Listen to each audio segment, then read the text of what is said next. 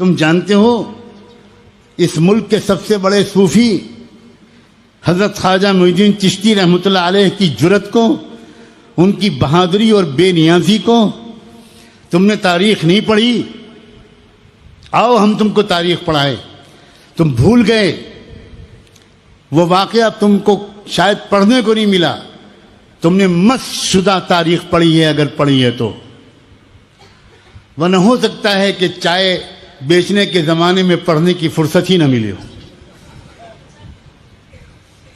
ہمیں ہمدردی ہے، اور اگر علم کی کمی ہے تو علم کو دور کرنے کے لیے ہم بیٹھے ہوئے ہیں خانقاہ میں۔ ہم سبق پڑھائیں گے تاریخ کا، ہم بتائیں گے حضرت خواجہ معین الدین چشتی کی تاریخ۔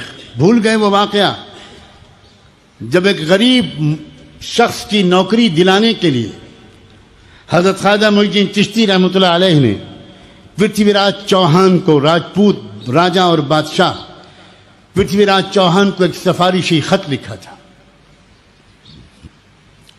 یہ اللہ والے، یہ صوفی کبھی اپنے بیٹے، بھتیجے، بھانجے، داماد کے لیے کوئی حکومت سے مدد نہیں مانگتے تھے، لیکن جب ان کے پاس کوئی غریب، بے روزگار، لاچار شخص آتا تھا اور وہ کہتا تھا کہ آپ بہت بڑے آدمی ہیں، آپ کی بات تو سرکار نہیں ٹالے گی، ایک چٹھی لکھ دیجئے کہ مجھے نوکری مل جائے۔ انہوں نے اللہ کی رضا کی خاطر ایک کاغذ پر چند سطریں لکھ کر پرتھوی راج چوہان کو بھیج دیں۔ پرتھوی راج چوہان اجمیر کا راجا تھا، اور اجمیر پورے اس ملک کا پائے سلطنت تھا، مضبوط ترین راجا تھا۔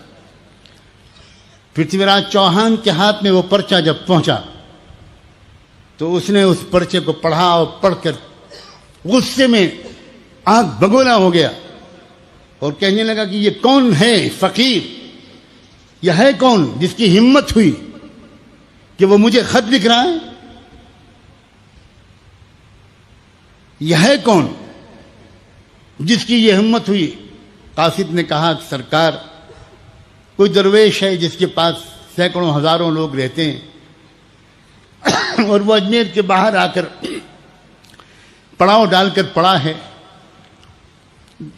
نماز میں، ذکر میں، تلاوت میں لگا رہتا ہے، کوئی لینا دینا نہیں۔ تو پرتھوی راج چوہان نے حضرت خواجہ معین الدین چشتی کے خط کو پاڑ کر پھینک دیا، ٹکڑے کر دیے، اور اس شخص سے کہا کہ میں تمہارے ٹکڑے نہیں کرتا اس لیے کہ تم یہاں کے ایک باشندے ہو، خبردار آئندہ میرے پاس کسی کی چٹھی لے کر آنے کی غلطی مت کرنا۔ وہ کانپتا رہا اور واپس چلا گیا۔ کسی طرح واپس پہنچا حضرت خواجہ کے پاس، اور کہاں جا کر کہ حضرت نے پوچھا کہ کیا ہوا؟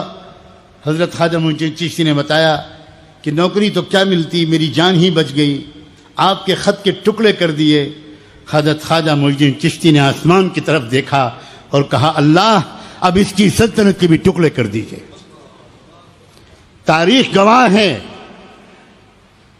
اے صوفیت کا نام لینے والے، پڑھو، تاریخ گواہ ہے کہ اس کے بعد کیا ہوا۔ پھر وہ پرتھوی راج چوہان کی سلطنت جو بار بار مختلف قسم کے راجوں مہاراجاؤں کے حملوں کے باوجود کسی طرح تسخیر نہیں ہوتی تھی، آئندہ خواجہ ابو محمد چشتی کے اشارے پر شہاب الدین غوری کے ایک حملے کے بعد چکنا چور ہو گئی، اور ملک کی تاریخ بھی بدل گئی، ملک کا جغرافیہ بھی بدل گیا۔ ان اللہ والوں کو، اصلی صوفیوں کو چھیڑنے کی غلطی مت کرنا۔ اگر تم نے اللہ والوں کے دل کو دکھایا اور کسی ایک اللہ والے نے کسی وقت آسمان کی طرف نظر اٹھا کر دیکھ لیا تو سر چھپانے کی جگہ نہیں ملے گی۔ نہ پوچھ ان خرقہ پوشوں کی، ارادت ہو تو دیکھ ان کو، نہ پوچھ ان خرقہ پوشوں کی، ارادت ہو تو دیکھ ان کو، ید بیضا چھپائے بیٹھے ہیں اپنی آستینوں میں۔